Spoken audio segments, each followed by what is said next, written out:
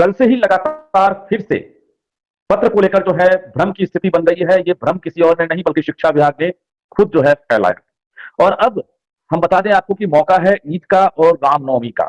जो हाल छुट्टी को लेकर पहले भी हुआ था, यानी 10 से 4 टाइमिंग छुट्टी को लेकर जो पत्र को लेकर कहा गया था कि ये फर्जी है, ये वायरल है, ये भ्रामक है, वही हाल फिर से ईद को लेकर, रामनवमी को लेकर जो पत्र जारी किया गया है उसको लेकर हो चुका है। ऐसे में राज्य भर के जो शिक्षक हैं या जो छात्र हैं या जो पेरेंट्स हैं, वो अब असमंजस में आ गए हैं।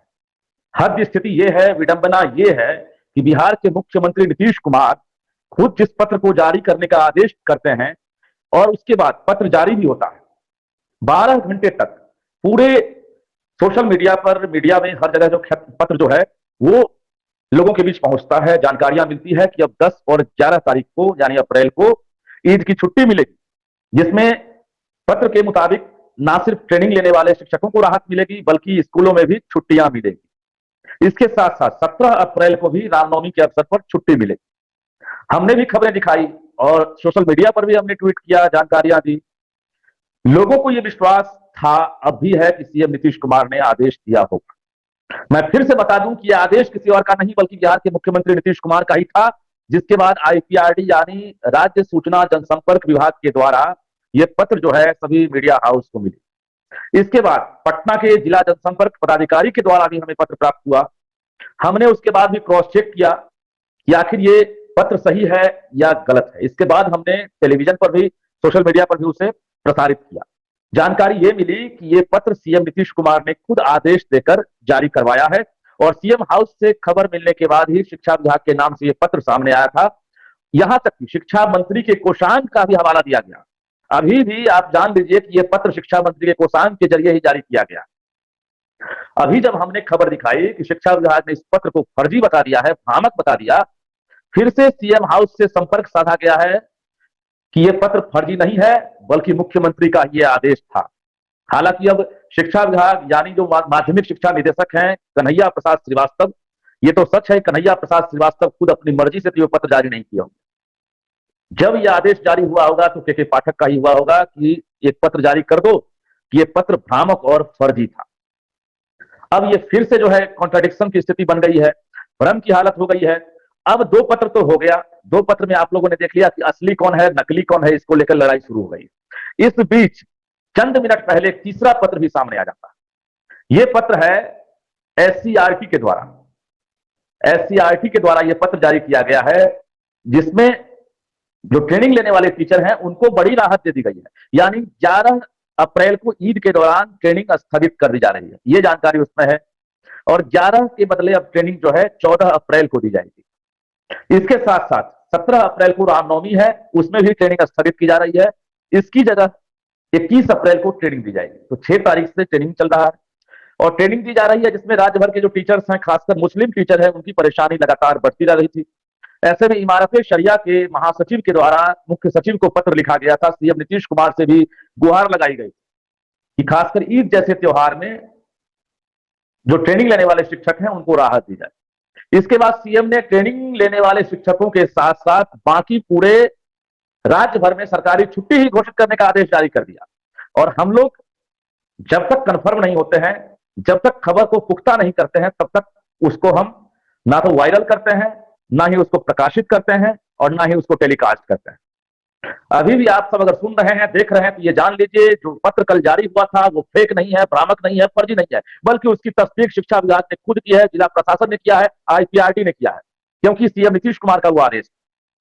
अब रही बात कि सीएम बिहार के मुखिया होते हैं और मुख्यमंत्री सभी विभाग का सर्वे सर्वा होता है, यहां तक कि कार्यपालिका, विधायिका दोनों के भी जो है एक तरह से प्रमुख होते हैं। जो वो कहेंगे वो हूबहू लागू हो जाता है। अब हद स्थिति तो यह है कि ये दूसरा मामला, पहला मामला तो आपने देख लिया जिसका अब तक समाधान नहीं निकल सका है।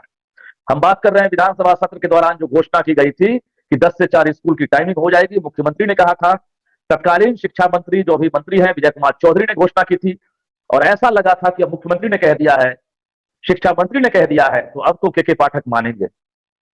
उसके बाद भी एक पत्र जारी होता है कि 10 से 4 जो है स्कूल की टाइमिंग कर दी गई है।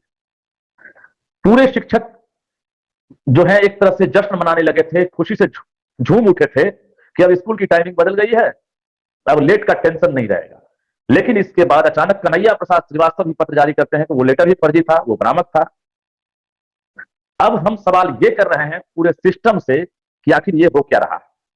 ये हम नहीं पूछ रहे हैं, लोग पूछ रहे हैं, बच्चे पूछ रहे हैं, टीचर पूछ रहे हैं, पूरी बिहार की जनता पूछ रही है कि ये हो क्या रहा है। इस राज्य का मुख्यमंत्री अगर आदेश दे दे, किसकी हिमाकत है सिस्टम में बैठे किसी शख्स की कि उस आदेश को ना माने, उस आदेश को पलट दे। लेकिन यहां पलट दिया जा रहा है, फर्जी तक करार दे दिया जा रहा है। हैरानी हो रही है, ताज्जुब की बात है और शर्म की भी बात है, क्योंकि इससे बड़ी शर्म की बात और कुछ नहीं हो सकती है कि बिहार में जो सरकार का इकबाल है, उस इकबाल पर जो है प्रश्न चिन्ह लगने लगा है।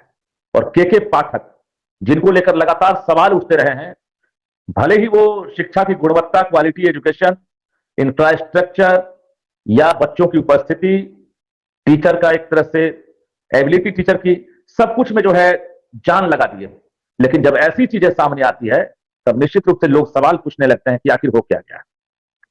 और अब हम बता दें कि कल का दिन 10 तारीख है कल, और कल के दिन के मुताबिक छुट्टी घोषित है।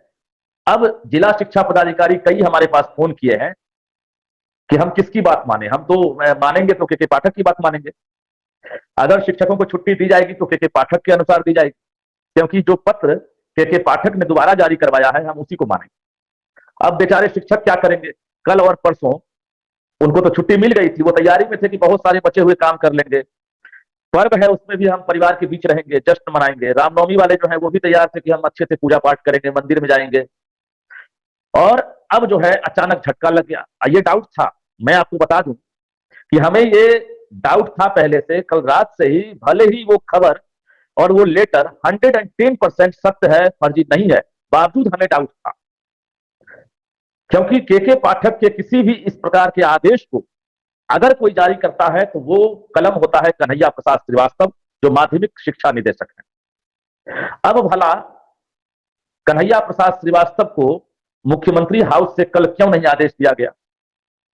क्या ये मुख्यमंत्री आवास से शिक्षा मंत्री सुनील कुमार को आदेश दिया गया था?